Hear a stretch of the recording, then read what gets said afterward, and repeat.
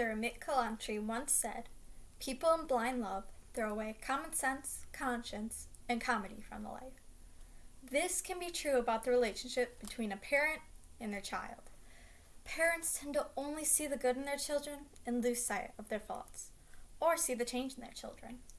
In Charles, an excerpt from Shirley Jackson's novels and stories, the main theme that is present is change.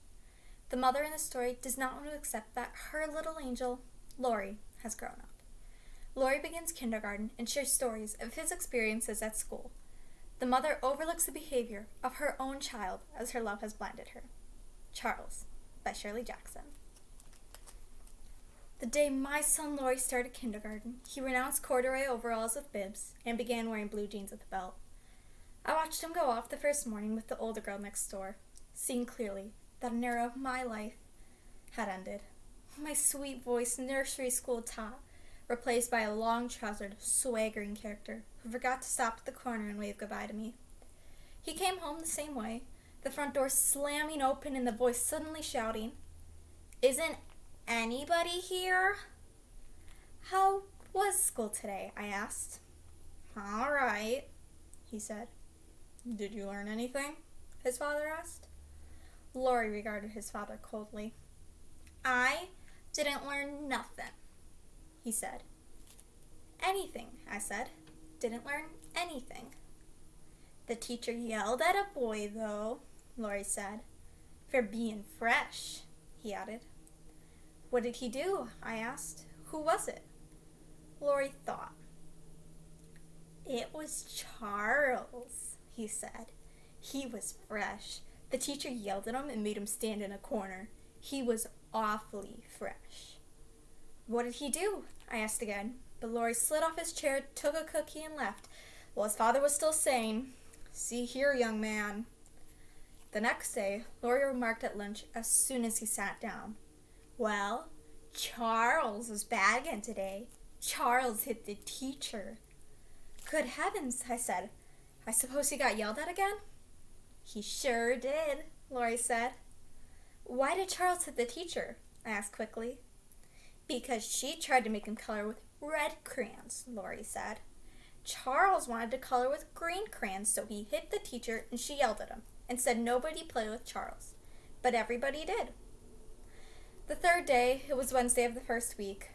Charles bounced his seesaw onto the head of a little girl and made her bleed, and the teacher made him stay inside during recess. Thursday, Charles had to stand in a corner during story time because he kept pounding his feet on the floor. On Saturday, I remarked to my husband, "Do you think kindergarten is too unsettling for Lori? All this toughness and bad grammar. And this Charles boy, he sounds like such a bad influence." "It'll be all right," my husband said reassuringly. "Bound to be people like Charles in the world. Might as well meet them now as later."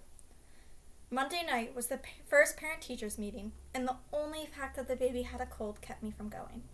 I wanted passionately to meet Charles's mother. On Tuesday, Lori remarked suddenly, "Our teacher had a friend come see her in school today." "Charles's mother?" I asked. "Nah," Lori said scornfully. "It was a man who came and made us do exercises. We had to touch our toes. Look." He climbed down from his chair and touched his toes. He got back into his chair and said, "Charles didn't even do exercises." "That's fine," I said heartily. "Didn't Charles want to do exercises?" "Nah," Lori said. "Charles was so fresh to the teacher's friend, he wasn't let to do exercises." "Fresh again?" I said. "He kicked the teacher's friend," Lori said. "The teacher's friend told Charles to touch his toes, and Charles kicked him." With the third week of kindergarten, Charles was an institution in the family. The baby was being a Charles when she cried all afternoon. Lori did a Charles when he filled his wagon full of mud and pulled it through the kitchen. During the third and fourth weeks, it looked like a reformation in Charles. Lori reported grimly at lunch on Thursday of the third week, "Charles was so good today, the teacher gave him an apple." "What?" I said, and my husband added warily, "You mean Charles?" "Charles," Lori said. He gave the crayons around and he picked up the book afterwards, and the teacher said he was her helper.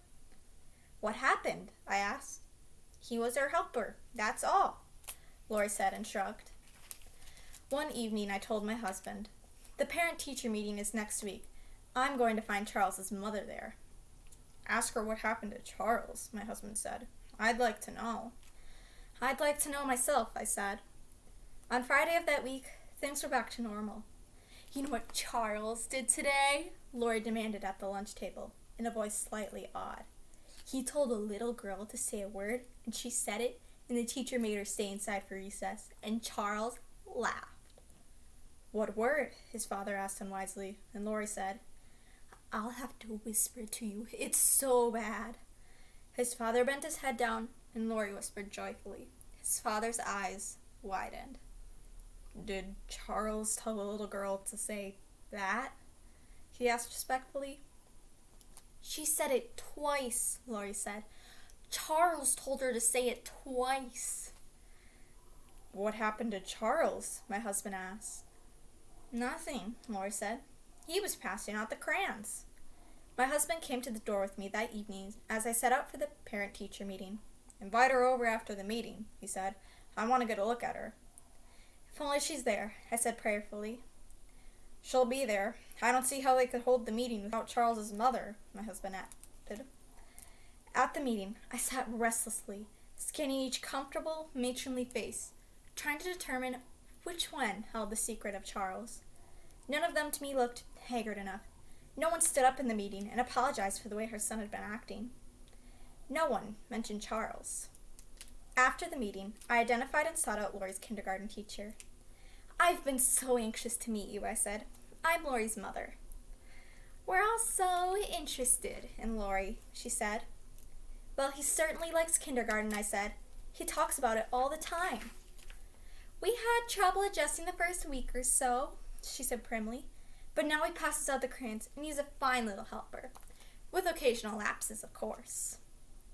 Lori usually adjusts very quickly, I added. I suppose this time it's Charles's influence.